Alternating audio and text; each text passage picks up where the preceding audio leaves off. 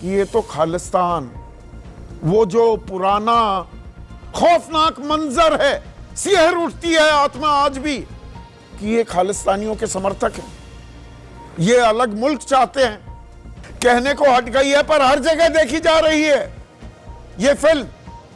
लोग डाउनलोड कर रहे हैं, एक दूसरे को भेज रहे हैं, गुरुद्वारों में देखी जा रही है, गांवों में देखी जा रही है, पिंड में, शहरों में, पंजाब में तो खुलेआम। 84 में जो इंदिरा गांधी की हत्या हुई, उसके बाद सिखों पर दंगे, जो दंश उन्होंने झेला, वो आज तक मर्रम नहीं लग पाया है, जख्म आज भी हरे हैं। तो देश भर में हिंदू मुसलमान, यहां हिंदू और सिख, खालिस्तान, वो जो आइडिया खत्म हो गया, उसको फिर से बढ़ाने की कोशिश है क्या? और 47 से पहले उनके पास पूरा था कि वो खालिस्तान लें या हिंदुस्तान के साथ जाएं या पाकिस्तान के साथ जाएं। हमारी उस वक़्त की लीडरशिप ने हमारा नाता हिंदुस्तान के साथ जोड़ा है। आगे पाकिस्तान में हमारे सैकड़े गुरुद्वारे रह गए, हम उनको दर्शनों के लिए तड़पते हैं। खालिस्तान की मांग करने वाले चंद आदमी थे, आतंकवादी थे वो। मैं उनका नाम नहीं लेना चाहता। नहीं, आतंकवादी थे और उनसे आपका कोई लेना देना नहीं। आतंकवादी नहीं था, हमारा कोई लेना देना नहीं है, पर मैं उनको आतंकवादी नहीं बोलता हूँ। क्यों नहीं बोलते? हमें कोई चीज़ हमने देखनी है, वो देखने का हक हमें सरकार देगी तो हम देखेंगे।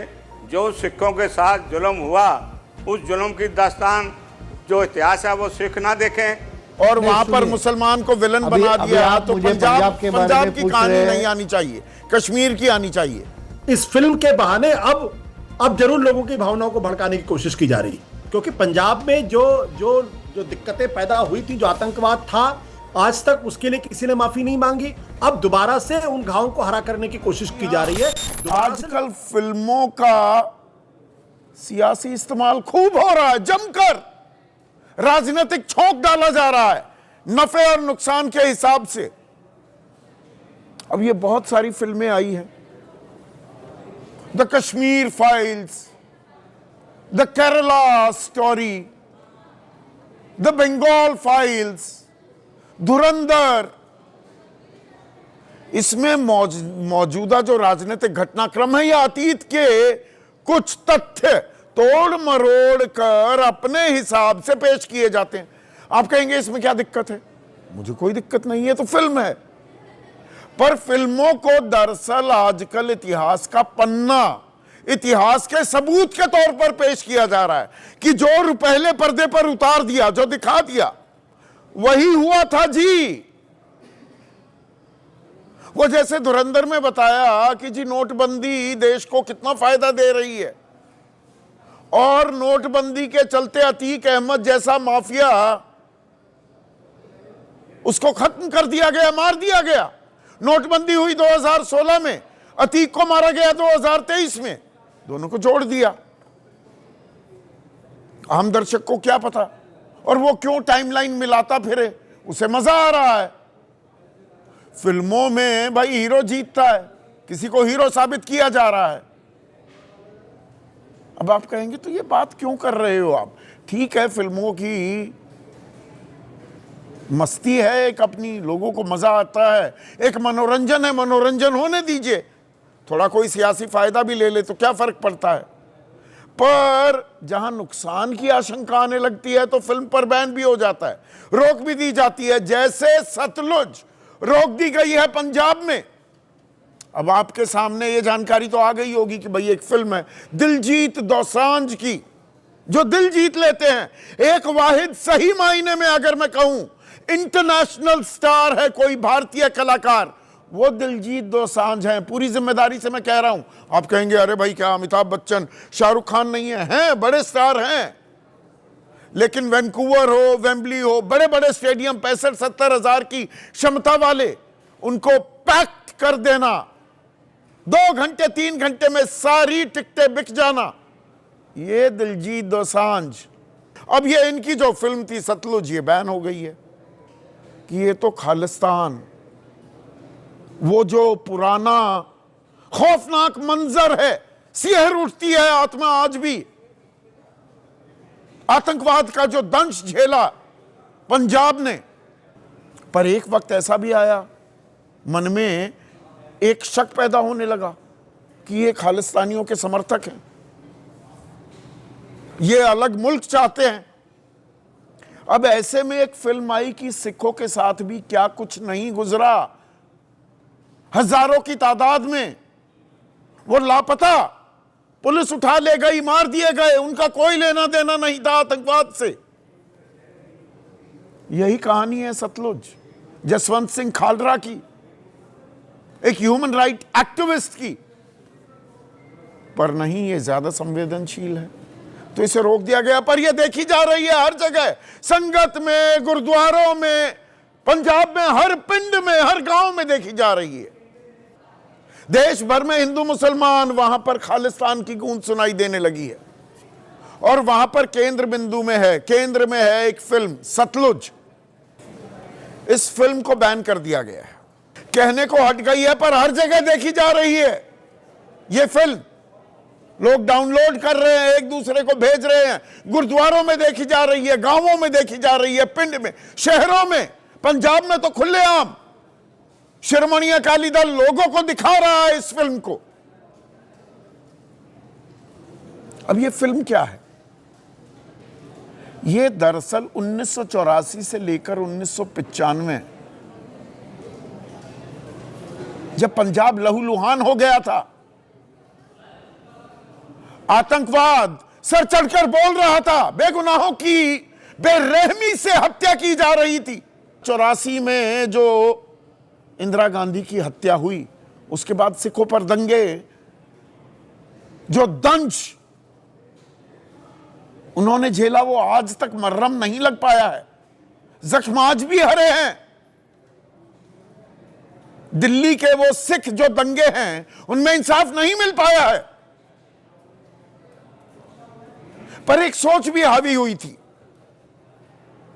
एक मानस ऐसा बना कि नहीं नहीं, पंजाब में सिख तो खालिस्तान के समर्थक हैं, तो देश भर में हिंदू मुसलमान, यहां हिंदू और सिख, खालिस्तान, वो जो आइडिया खत्म हो गया, उसको फिर से बढ़ाने की कोशिश है क्या?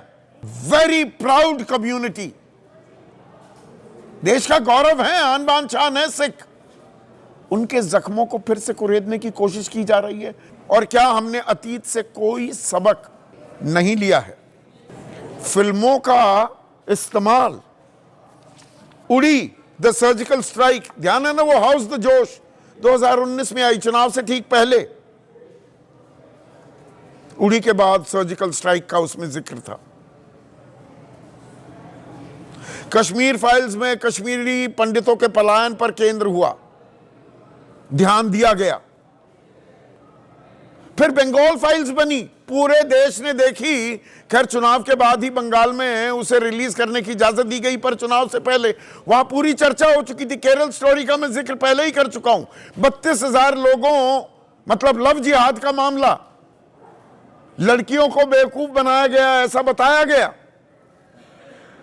और धुरंधर 2, 3 वो चुनाव के टाइम ही रिलीज होती हैं, और उसमें डीमोनेटाइजेशन, नोटबंदी के फायदे गिनाए जाते हैं, और अतीक अहमद को मार दिया गया, दोनों को जोड़ दिया जाता है।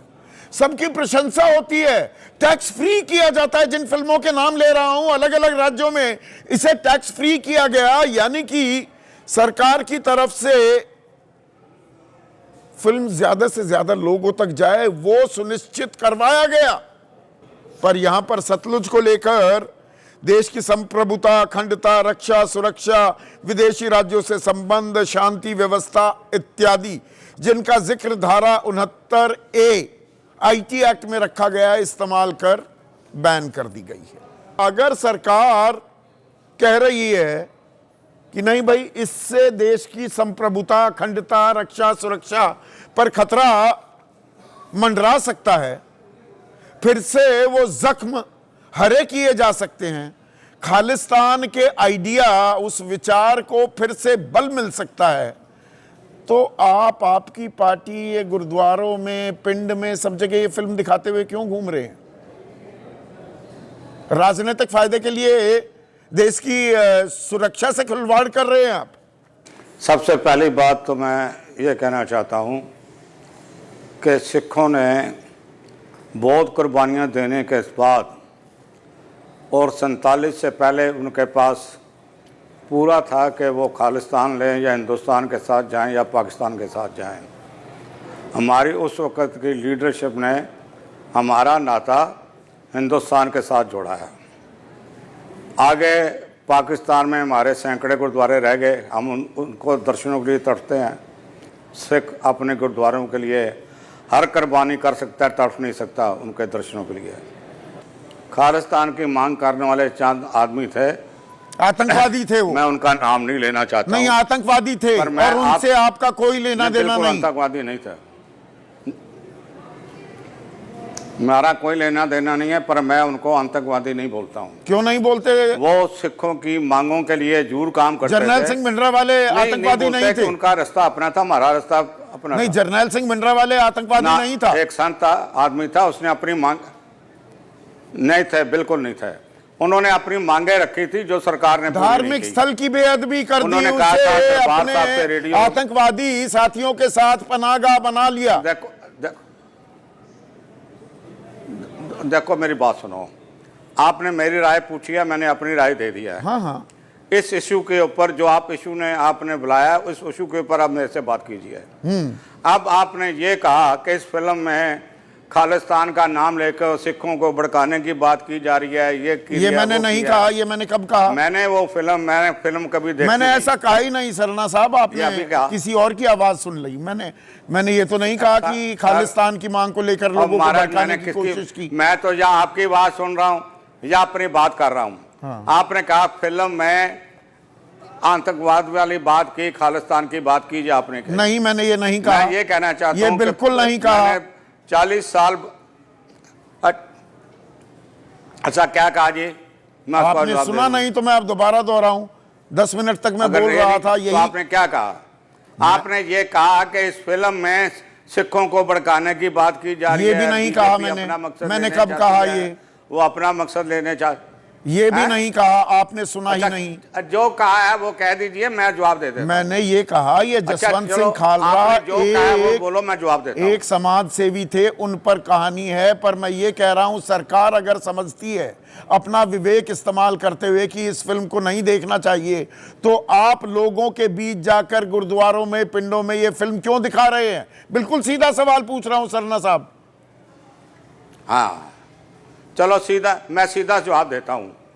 पहली बात तो यह है कि अब डेमोक्रेसी हिंदुस्तान में ख़त्म हो गया है। हमें कोई चीज़ हमने देखनी है, वो देखने का हक हमें सरकार देगी तो हम देखेंगे। मेरी एक बात का जवाब ये दीजिए। दूसरी बात यह है कि जब सिखों के ऊपर कोई बात थोपी जाती है तो उत्साह बढ़ती है। अब इसमें क्या है, जब सरकार ने बैन कर दिया तो हमने पार्लियामेंट के सामने, पीछे सारे मिनिस्टर हैं, वहाँ रकाबगंज गुरुद्वारे में हमने अपने दफ्तर में पिक्चर दिखाई। क्यों ना दिखाएं? जो सिखों के साथ जुल्म हुआ, उस जुल्म की दास्तान जो इतिहास है वो सिख ना देखें? पहली दफ़ा देखने को चीज़ मिल रही है तो वो क्यों ना देखें?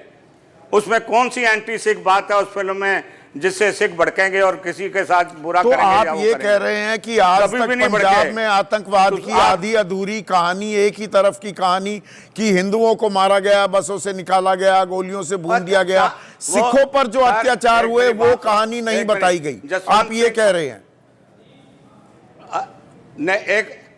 मैं कह रहा हूं जी, सिखों के ऊपर जो अत्याचार हुए हैं वो बताया गया है।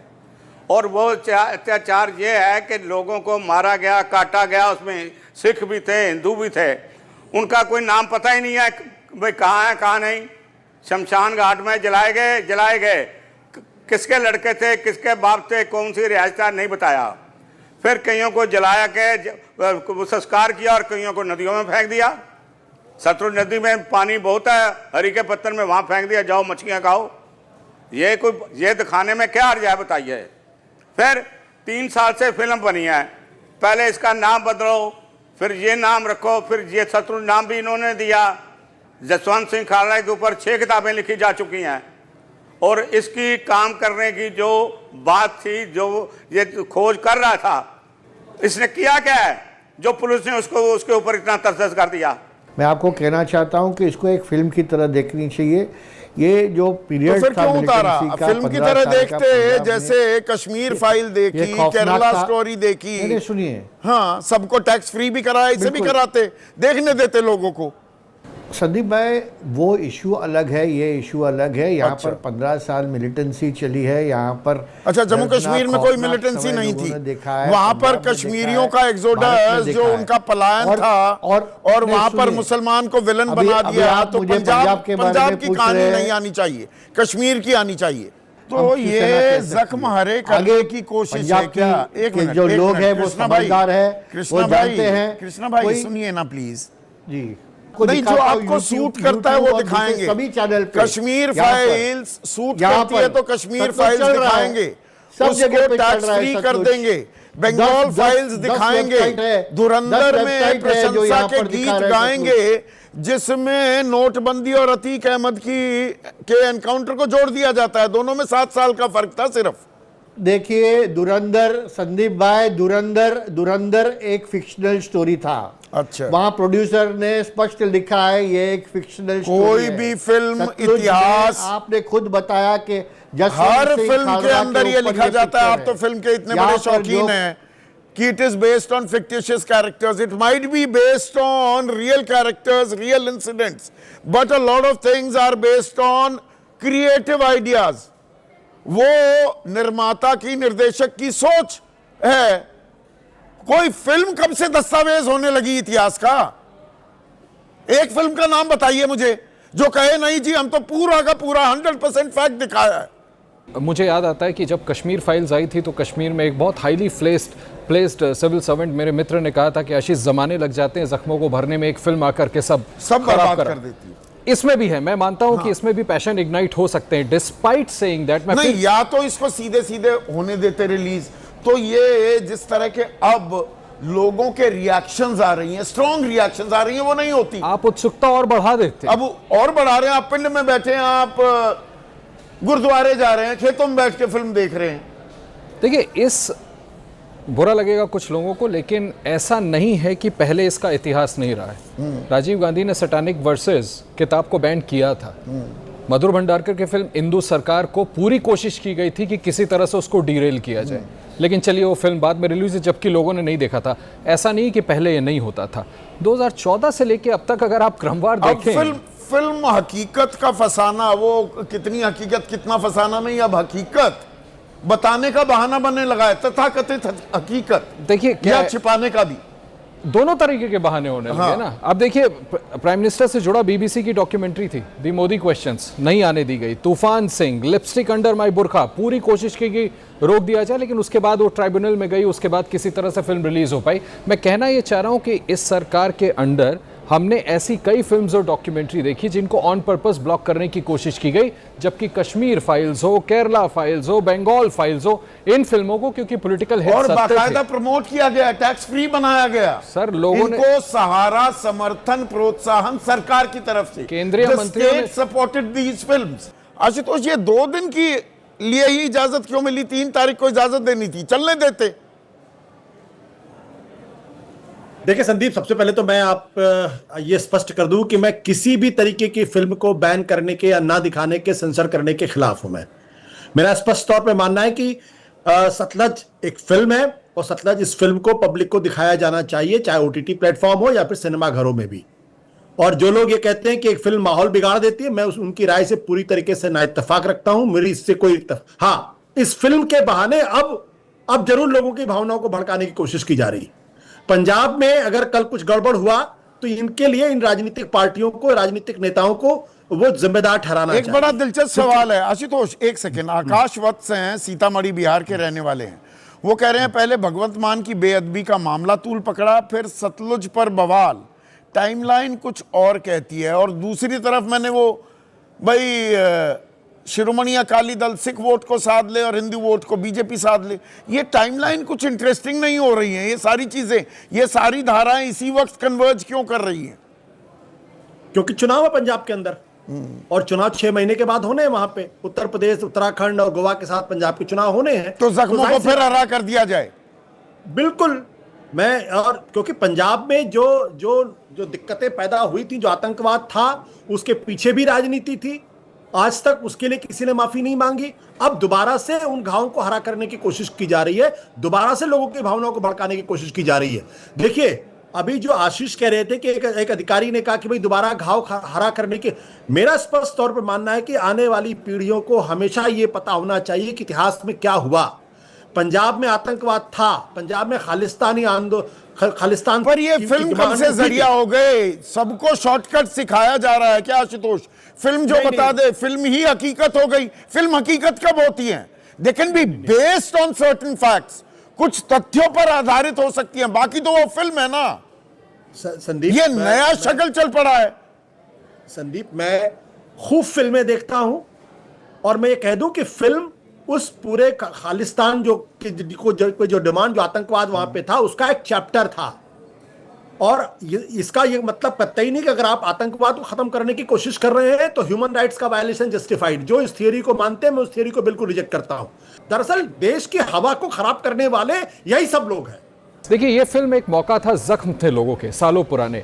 अगर आपने कश्मीर फाइल्स अलाउ की तो इसको अलाउ करना चाहिए था, सिखों को मरहम लगाना चाहिए था। कोई तो, वो उम्मीद करते होंगे ना, कोई तो सामने आए, हाथ जोड़ करके माफी तो मांगे कि इतना बड़ा गुनाह उनके खिलाफ दिलजीत हुआ। Dosanjh, the greatest Indian icon in the world today, गलत तो नहीं मैं कह रहा हूं? Not at all. वेम्बली में, वैंकूवर में, कौन, मुझे ये बताइए, कौन इंडियन स्टार है अपने दम पर वहां 65,000 लोगों को खड़ा कर लेगा? लोग गट्स दिखा पाएंगे इस तरह की फिल्म को डंके की चोट पर करना और ईमानदारी के साथ अपनी पोजीशन पर खड़ा रहना कि उनका कोई और अल्टीरियर मोटिव नहीं था।